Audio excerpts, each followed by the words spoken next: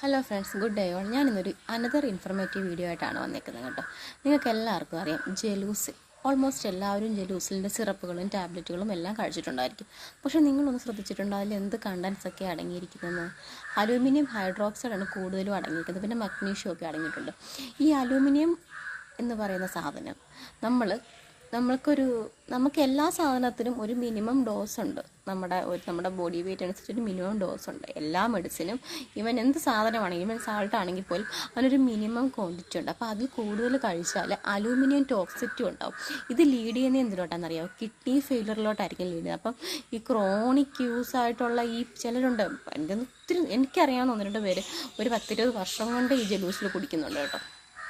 അവർക്കൊക്കെ RFTയിലൊക്കെ ചെറിയ ക്രിയാറ്റിൻ വേരിയേഷനും എല്ലാം ഉണ്ട്. പക്ഷെ ഞാനിതിനെപ്പറ്റി പിന്നെ പഠിച്ചു കഴിഞ്ഞപ്പോഴാണ് ഇതുകൊണ്ടാണ് ഈ സുക്രാഫിൽ യൂസ് ചെയ്യുന്നത്, അതായത് ഈ ജലൂസിൽ യൂസ് ചെയ്യുന്നത് കൊണ്ടായിരിക്കാം അതൊരു കാരണമാണ് ഇവരുടെ കിഡ്നി ഫങ്ഷൻ ചെറിയ ഇമ്പയർമെൻ്റ് ഉണ്ടായതെന്ന് എനിക്ക് മനസ്സിലായത്. കാരണം നമ്മൾ ക്രോണിക്കായിട്ടുള്ള ഈ യൂസ് എന്ന് പറഞ്ഞാൽ ഇതൊരു ഷോർട്ട് ടേം യൂസിന് മാത്രമേ നമ്മൾ ഈ സുക്രാൽഫേറ്റ് അല്ലെങ്കിൽ ഈ ജലൂസിൽ യൂസ് ചെയ്യത്തുള്ളൂ. ഇതൊരു GI പ്രൊട്ടക്ടറാണ്. നമ്മുടെ വയറിനുള്ളിൽ ആൾസർ, അതായത് വയറിനുള്ളിൽ ഇൻഫെക്ഷനൊക്കെ മൂലം വയറിനകം പൊട്ടി ചോരയൊക്കെ വരുന്ന സമയത്ത് അവിടെ ആ ഏരിയ പെട്ടെന്ന് ഹീൽ ചെയ്യാനും, ആ വയറിനകത്ത് പൊട്ടലും ഒക്കെ ഉണ്ടാകത്തില്ലേ, മുറിവൊക്കെ ഉണ്ടാകുന്നിടത്തോട്ട് ഈ വയറിലെ കണ്ടൻസ്, വയറ്റിൽ ഹൈഡ്രോക്ലോറിക് ആസിഡ് ഉണ്ടെന്ന് അറിയാമല്ലോ, ഈ ആസിഡൊന്നും വന്ന് ഇതിനെ കൂടുതൽ കോംപ്ലിക്കേറ്റഡ് ആവാതിരിക്കാനും വേണ്ടിയിട്ടുള്ള ഒരു മരുന്നാണ് നമ്മുടെ സുക്രാൽഫേറ്റ്, അല്ലെന്നുണ്ടെങ്കിൽ ജലൂസിൽ. ഇതൊരു ടെമ്പററി യൂസിന് മാത്രമേ നമുക്ക് യൂസ് ചെയ്യാൻ പറ്റത്തുള്ളൂ.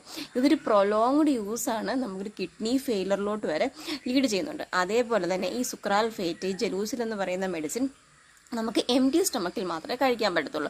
അപ്പം നമ്മളിത് കഴിക്കുകയാണെന്നുണ്ടെങ്കിൽ ഫുഡ് കഴിക്കുന്നതിന് 1 hour മുമ്പായിട്ടോ ഈവൻ ഫുഡ് കഴിച്ച് കഴിഞ്ഞിട്ടാണെന്നുണ്ടെങ്കിൽ 2-3 മണിക്കൂർ കഴിഞ്ഞതിന് ശേഷം മാത്രമേ നമ്മൾ ഇത് ടാബ്ലറ്റ് രൂപത്തിലും ഉണ്ട് കേട്ടോ. ടാബ്ലറ്റ് ആണെങ്കിലും സിറപ്പാണെങ്കിലും എംപ്റ്റി സ്റ്റൊമക്കിൽ മാത്രമേ ഇത് കഴിക്കാവുള്ളൂ. പിന്നെ അതേപോലെ തന്നെ വാൾഫാരിൻ, ഡിജോക്സിൻ എന്നൊക്കെ പറയുന്ന ചില മെഡിസിൻ്റെ കൂട്ടത്തിലൊന്നും ഈ മെഡിസിൻ കഴിക്കാൻ പറ്റത്തില്ല.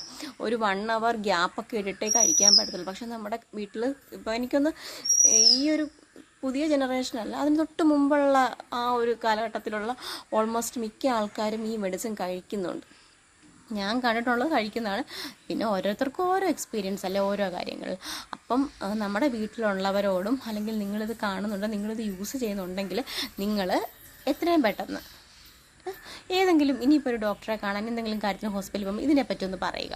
ഞാനിതുപോലെ സുക്രാൽ ഇത് യൂസ് ചെയ്യുന്നുണ്ട്, ഇപ്പം നിങ്ങളുടെ കിഡ്നി ഫങ്ഷനോ ഒക്കെ നിങ്ങളൊന്ന് ചെയ്ത് നോക്കുക കേട്ടോ.